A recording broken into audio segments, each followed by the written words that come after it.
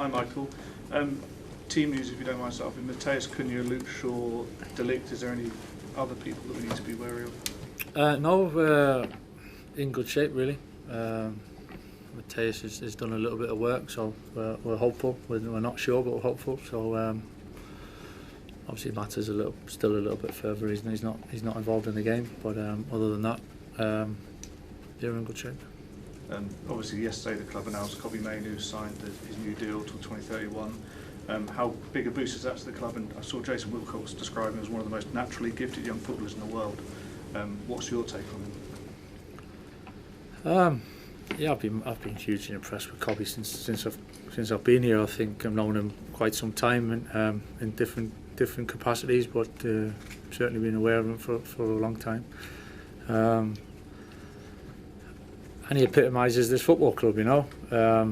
Young players coming through the academy, living, breathing the club, and coming through with real talent, you know, and showing what he's doing. I think the last couple of games, particularly, I think he's been fantastic. And the natural thing and the evolution is to obviously sign a new contract. So everyone's over the moon with that, including me, because I think he deserves it. Michael, when we spoke to you a couple of weeks ago about Leeds, obviously we spoke about the rivalry, and you've not played that often against them. Clearly you played quite often against Liverpool. Would you still regard it as the biggest game for Manchester United, no matter where the clubs are in the league? Certainly one of my favourite games, yeah, without doubt. I think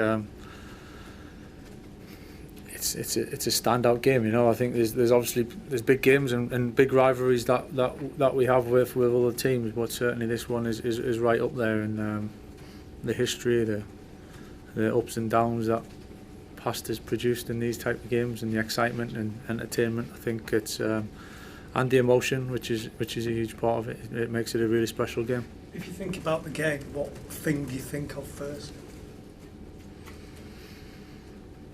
I think it's just that edge and that competition, really, and irrespective of league positions over the years, of who's been on top at certain times or whatever, it's never really changed the feeling of the game and the emotion and the supporters. And I think it's and really appreciating what it means to the supporters. I think we have to do that. It's just a special game, you know, to be part of, and obviously to come out on top is one of the best feelings you'll get. Afternoon, Michael. To go back to Kobbie, he hadn't started a Premier League game until your return. I just wondered, putting football aside though, what was it like to first talk to him when you came back? Because I imagine he probably wasn't full of confidence, having not played a lot of football and maybe having that first dip of the early part of his career. So what was that like with Kobbie the person rather than Kobbie as a footballer? Like all the players, I think, trying to get that connection and understanding and building relationships. Certainly understanding what it had looked like for Kobbie over the last 2-3 years, and the ups and the downs and the big highs and some challenging times. And letting him thrive, you know, just giving him that platform to go and be himself. And I think he's evolved. He's improving all the time. I think you can see that. The more responsibility, the more confidence, the more belief keeps adding to his game, and he's certainly done that. But yeah, just giving him that platform and that opportunity to go and be the best version, and he's, as I just said, he's done fantastic with it. There's more to come. There's loads more to come. I keep saying that for some time because he's such a young man, you know.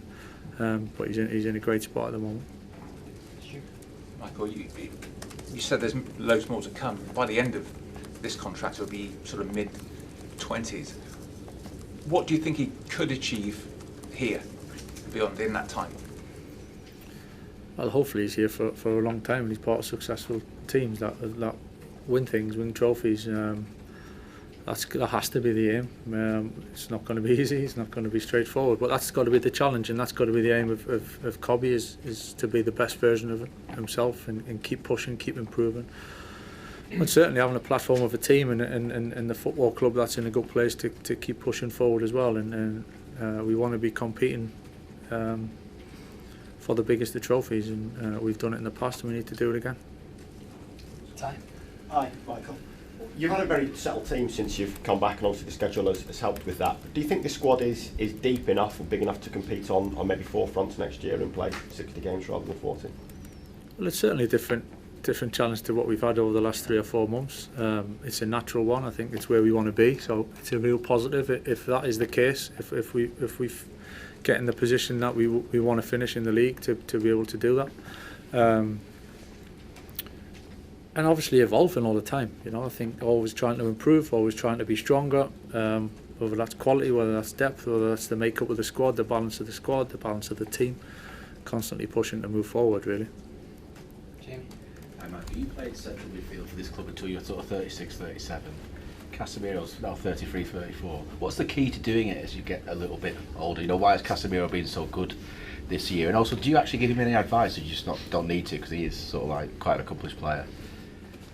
Yeah, I think it's quite interesting in terms of how much you give certain players. Even younger players, you think sometimes you need to help them a lot and give them a lot. Other times you actually, a little bit like Cobby's scenario, really, of knowing when to come off and just let them develop and let them thrive. There's a little bit, certain players want more than others, and then there's the stage when, you know, there's a lot of experience and you're kind of crossing the 30 mark and you're in them stages.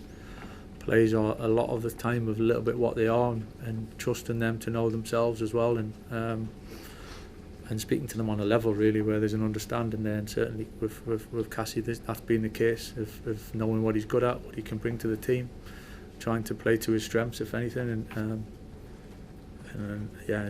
having a real trust in his experience and the level that he has. And to play for so long at such a level, it takes a lot.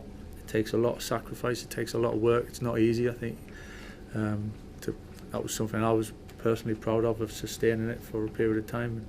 Certain players have different types of careers. There's big spikes and maybe a bit dip. Some players a bit more steady, but to do what he's done over such a long period of time takes a lot of credit. It takes a lot of work and a lot of credit for everyone for doing what he has.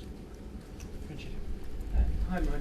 You said that Liverpool and United's a big game irrespective of league position, but this year there's the chance to finish ahead of them, whereas obviously last year there's a big difference in the table between the clubs. And what would it mean this year if you can?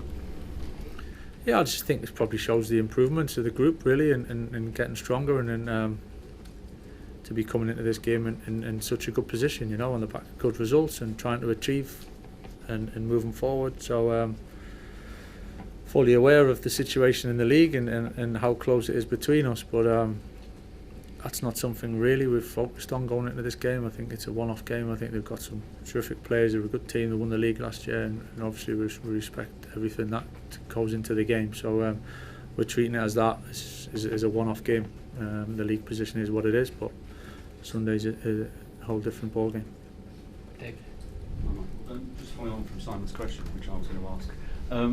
What does it say about the respective standings of yourselves and Liverpool, and the kind of enduring global appeal of both clubs, that even though you're not going for the title, even though it's between City and Arsenal, this is still the standout game, the biggest game, and it'll be watched around the world by tens of millions of fans? What does that say about the two clubs? Yeah, first of all, it's a real privilege for all of us to be involved in it, in whatever capacity, and I think that's the beauty of football, though. In the end, you know, we all get wound up at times in different ways about what's going on week to week, from club to club and the ups and downs. But talking about a career as an individual, of sustaining a career, but to sustain a level of performance over a period of time for each football club. And then I think there's a way of how you do it as well, you know, and what the standards look like, what it means, what the behaviours and what you stand for as a football club. And I think it's two incredible football